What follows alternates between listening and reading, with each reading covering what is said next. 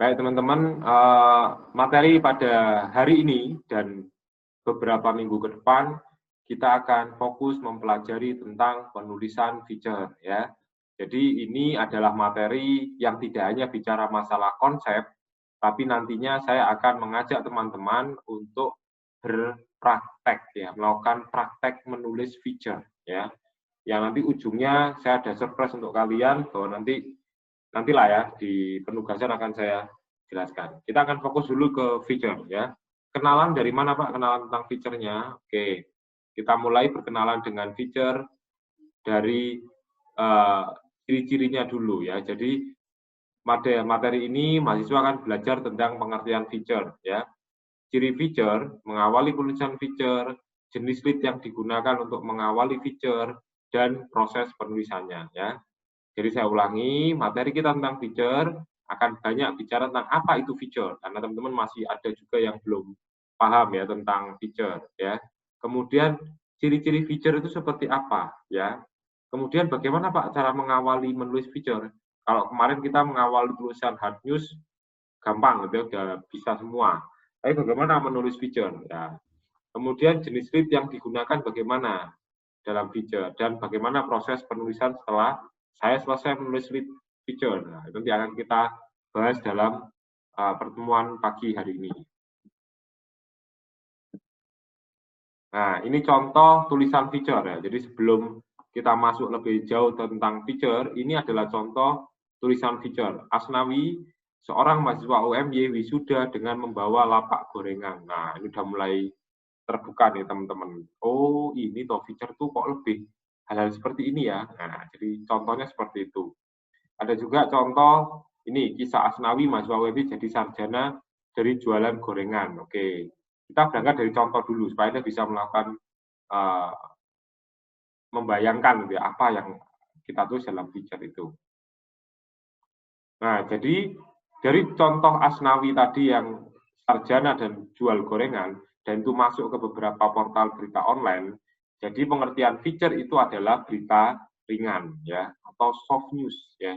Jadi kalau ringan berarti nggak harus berat-berat gitu ya. Kalau kemarin Anda mungkin membahasnya tentang seminar gitu ya, atau tentang apa, kalau hard news kan sifatnya real time ya. Dan itu isunya biasanya isu-isu yang up to date. Nah, sedangkan feature yang penting beritanya menarik ya, selain ringan dia juga menarik. Berita yang menarik perhatian pembaca sepanjang waktu. Jadi harus menarik dan itu istilahnya timeless ya, tidak basi ya, tidak basi dalam waktu yang lama. Kemudian feature adalah berita yang mengedepankan sisi kemanusiaan. Dalam pembuatan feature pasti ada unsur-unsur human interest ya. Itu adalah beberapa hal yang mungkin bisa dari pengertian ini bisa kita tarik. Oh, ternyata feature itu akan bicara tentang berita ringan atau soft news. Kemudian feature adalah berita yang kemudian tidak gampang basi ya, atau bisa menarik perhatian pembaca dalam waktu yang lama. Feature juga adalah berita yang mengedepankan sisi kemanusiaan atau human interest. Ya, ini salah satu contoh-contoh feature ya, toleransi dari sepak bola, bisa Anda baca ya, Hizbul Watron, kiprah Muhammadiyah dalam sepak bola. Jersey dan shawl di ruang kerja jadi obat kangen di lapangan hijau. Nah, itu adalah salah satu feature. Nah, kemudian kalau dulu salah satu ciri dari hard news itu adalah 5W1H ya, harus ada itu. Tapi feature beda ya. Feature adalah tulisan yang subjektif. Terkadang sudut pandang penulis sangat berpengaruh dalam tulisan feature. Kemudian tulisannya kreatif, menghibur dan informatif ya. Itu adalah ciri-ciri dari tulisan feature. Oke. Kemudian mengawali menulis feature. Jurnalis harus memiliki data yang mencukupi ya ketika menulis feature. Jadi kalau tulisnya menarik, kemudian timeless, tidak harus ada data Pak, harus tetap ada. Sehingga ketika menulis feature kita harus tetap melakukan namanya wawancara, observasi ya. Tanpa data, prinsipnya tanpa data, jurnalistik tidak akan pernah bisa menulis. Nah, ini sudah mulai masuk ke hal-hal yang sifatnya teknis ya. Jadi bagaimana Pak cara mengawali menulis feature yang bagus? Ada beberapa teknik penulisan yang bisa dilakukan dalam menulis feature.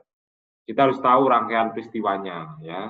Kemudian buat rangkaian peristiwa menjadi sebuah part-part atau plot ya. Tentukan sudut pandang berita yang paling menarik, tokoh tertentu, peristiwa tertentu. Contohnya misalnya letusan Gunung Merapi. Itu tulisan feature-nya dari mana, Pak? Bisa dari misalnya Mbah Marijan waktu itu misalnya. Atau penjaga Merapinya. Jadi bisa juga feature itu sesuatu yang penting terkait ada unsur human interest-nya. Bagaimana ketika membaca feature, hati kita tergugah, hati kita itu bergetar. Itu berarti feature-nya sudah masuk, ya. Jadi berita tentang seminar bisa di-feature-kan, Pak, bisa. Tapi bukan masalah seminarnya yang kita tulis misalnya. Tapi ada sisi lain yang kemudian coba kita ungkap ya, misalnya moderatornya ya, kita ungkap dari sana. Atau mungkin semangat dari seminar itu yang kita ungkap secara mendalam. Itu adalah feature.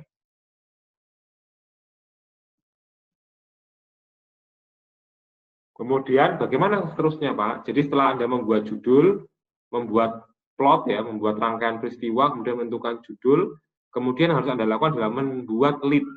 Kalau dulu lead-nya harus mengandung 5W1H.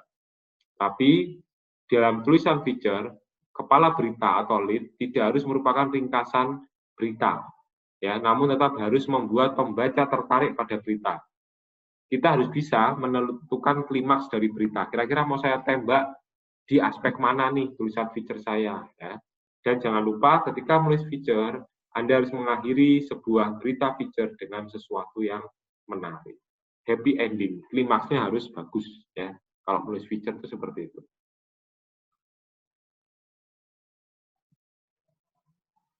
Jenis lead dalam feature ya. Jadi ada dua fungsi lead ya dalam feature dan mungkin juga dalam lead-lead yang lain. Yang pertama, lead itu juga bisa meringkas isi berita, tapi di sisi lain kalau dalam feature itu harus mempromosikan berita itu sehingga pembaca akan lanjut untuk membaca paragraf-paragraf yang lain. Filosofinya berbeda ketika kita bicara hard news. Hard news kita selesaikan di lead, selesai informasi. Ya. Tapi kalau feature kita harus bisa mempromosikan tulisan feature kita itu di lead berita ya. Nah, berikut ada beberapa jenis lead yang bisa Anda gunakan. Anda mau enjoy atau mau concern di lead yang mana? Yang pertama lead pasak ya. Lead ini menarasikan apa yang menjadi penyebab peristiwa ya. Contoh, putus asa dengan kemiskinan yang menggelanjuti, Paijo pernah berusaha mengakhiri hidup dengan pulung gantung. Untungnya nyawanya terselamatkan dari jeratan tali kematian. Kemudian ada juga berikutnya tipe lead kontras.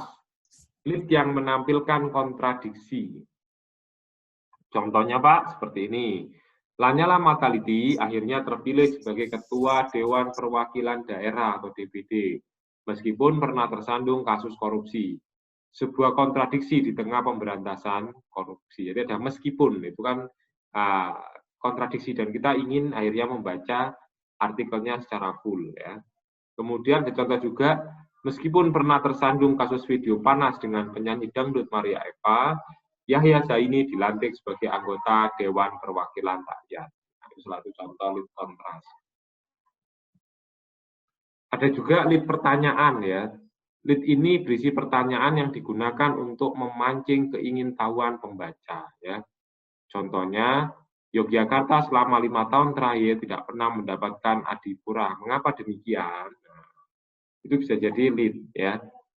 Mahasiswa PBI dalam 5 tahun terakhir tidak pernah mengikuti perlombaan bidang akademik misalnya. Mengapa demikian? Nah, itu kan jadi pertanyaan, kenapa ya? Ada apa nih di mahasiswa PBI ya? Sehingga orang mau baca itu menjadi tertarik untuk baca paragraf-paragraf selanjutnya. Itu lead pertanyaan. Jadi sifatnya bisa juga, kalau saya, lead dalam feature itu lebih sifatnya promotif. Kalau saran saya, kalau Anda nanti membuat. Itu akan membuat orang untuk masuk lebih dalam ke tulisan feature Anda. Lead deskriptif. Nah, Lead yang menggambarkan atau narasinya, suasana di TPS itu bla bla bla bla bla, atau pantai yang sejuk itu ramai dengan pengunjung yang tidak memakai masker. Mereka pun tertawa terbahak-bahak di pinggiran pantai tanpa menggunakan masker. Ini sangat berbahaya dan sangat melanggar protokol kesehatan, dan seterusnya. Jadi yang pinter, yang cakap dalam membuat sesuatu yang sifatnya deskriptif secara detail, saya pikir lead deskriptif bisa membuat orang menjadi ingin tahu lebih jauh tulisan Anda. Ya. Lead epigram, ungkapan. Ya. Tak ada rotan, akar pun jadi. Taman kanak-kanak Aisyah memanfaatkan barang bekas kegiatan belajar. Nah, itu juga bisa ya. Jadi pakai ungkapan khas atau yang bisa disebut sebagai pepatah, yang bisa pepatah dan diction ya. Atau bisa juga ikan cepat, ikan gabus, makin cepat makin bagus. Semua pengusaha yang hadir di forum Yogyakarta apa ingin bla bla bla. Jadi itu bisa juga ya. Lead parodi ya, lead yang sifatnya lucu atau sarkas ya. Ya kalau Anda punya sense humor tinggi, saya pikir bisa membuat lead yang parodi ya. Ini kan lucu nih leadnya nih yang gara-gara terlalu bersemangat kerja bakti, Pak Ijo nyaris kehilangan sisi rumah ya. Saat mereka kerja bakti, maling asik kerja bakti menggarong sisi rumah Pak Ijo. Malangnya, akibat terlalu asik maling itu tertangkap Pak Ijo yang pulang untuk minum kopi ya. Jadi saya ingin minum kopi juga. Nah, jadi seperti itu salah satu lead parodi.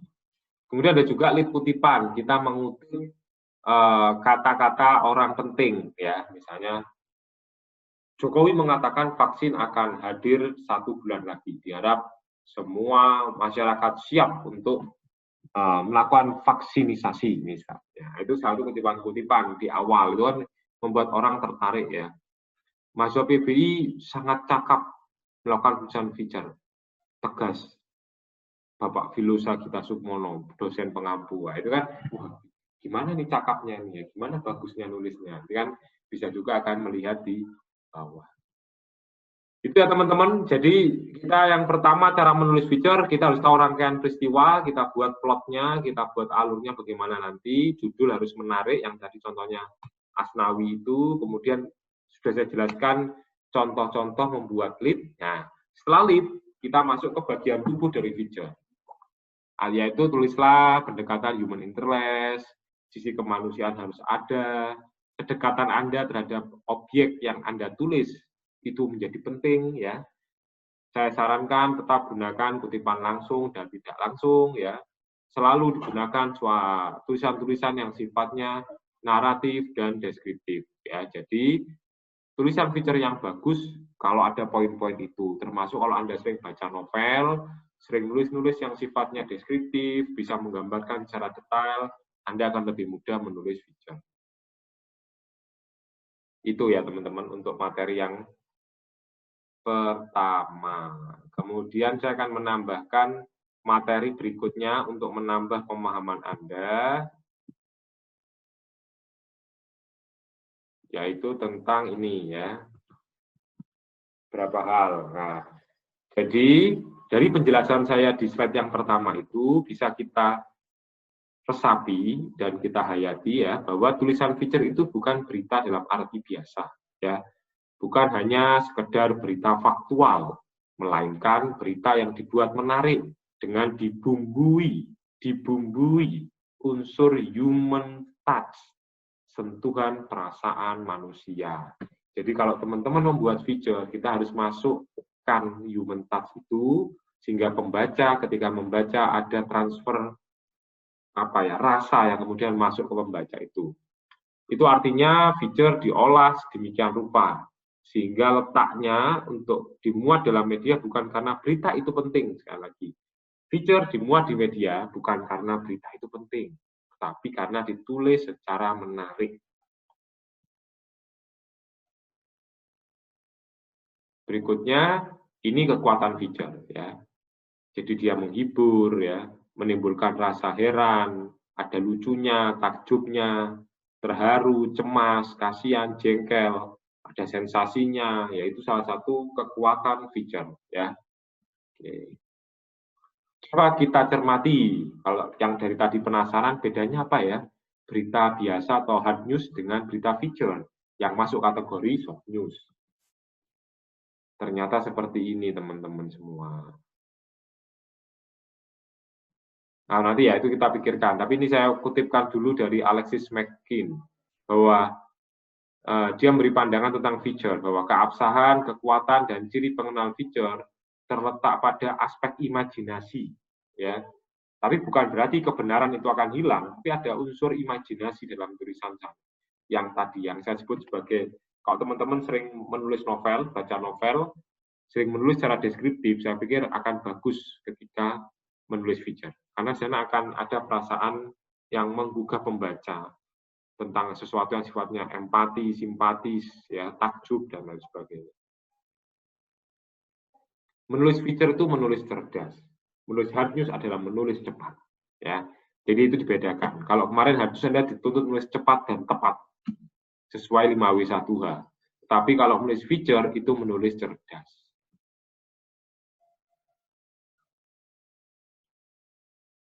Nah, ini ya contoh soft news itu tidak terikat waktu, tidak baku, tidak terikat dengan skema piramida terbalik. Nah, ini yang tadi membedakan dengan hard news ya. Kalau hard news harus real time. Penulisannya kaku karena harus piramida terbalik ya. Sedangkan yang lainnya kalau yang soft news atau feature itu tidak terikat waktu, tidak kaku, dan tidak terikat piramida terbalik. Nah, ini yang saya sebutkan tadi. Beberapa perbedaan hard news and soft news. Hard news is interesting to human beings, ya. Sedangkan soft news is interesting because it deals with the life of human beings. Ya. Hard news concern important matters. Soft news concerns interesting matters. Itu teman-teman. Inilah kira-kira bedanya ya, hard news dan soft news. Tetap kita harus melakukan wawancara, observasi, dan lain sebagainya. Nah, biasanya yang melakukan berita soft news secara lebih mendalam, detail, dan individual. Timeless yang saya sebutkan tadi, alias tidak mengutamakan kecepatan penyampaian berita atau timelines. Biasanya merupakan ikhtiar dari suatu peristiwa yang telah diberitakan sebelumnya. Jadi biasanya feature itu kebanyakan adalah follow up ya dari berita yang hard news. Kalau berita hard news ada yang menarik, kita follow up dengan berita feature. Itu teman-teman. Biasa berdiri sendiri, bisa juga merupakan pelengkap dari suatu peristiwa yang dilaporkan pada edisi yang sama. Nah, biasanya materi-materi feature itu tentang profil, peristiwa yang fenomenal, yang mengguncang, itu biasanya akan di-featurekan, karena berita feature itu tidak akan pernah basi. Seperti tadi, si penjual gorengan yang jadi wisudawan UMY, dibaca sekarang masih relevan nggak? Masih, karena fenomena ini tidak akan pernah hilang. Dan itu menarik, karena kita ingin tahu bagaimana cara bisa hidup dan menjadi sarjana dengan biaya dari menjual gorengan. Misalnya. Atau analisis yang tengah terjadi, menggemparkan di tengah masyarakat, negara, bahkan dunia. Misalnya COVID-19 ini gampang atau sangat mudah untuk kita featurekan. Tips-tips itu boleh, ya. Gagasan tentang bagaimana menjalani hidup ya, mungkin karena COVID ini semua menjadi rumit, kemudian Anda featurekan juga bisa. Tren dalam masyarakat yang terus berubah, dinamika masyarakat juga bisa. Tempat atau lokasi, misalnya secara deskriptif kita mau membuat feature tentang Gua Selarong, itu bisa juga. Ya, selain profil juga tempat bisa. Dunia hiburan dan pertunjukan. Ini macam-macam profil, macam-macam feature profil, feature human interest ya, feature tentang tren, feature yang in-depth ya, feature yang background atau analisis ya. Itu contoh-contoh beberapa macam-macam feature. Anda mau ambil yang mana? Apakah yang profile, human interest, yang mana? Itu nanti tergantung peristiwa apa yang Anda temui di sekitar Anda nantinya.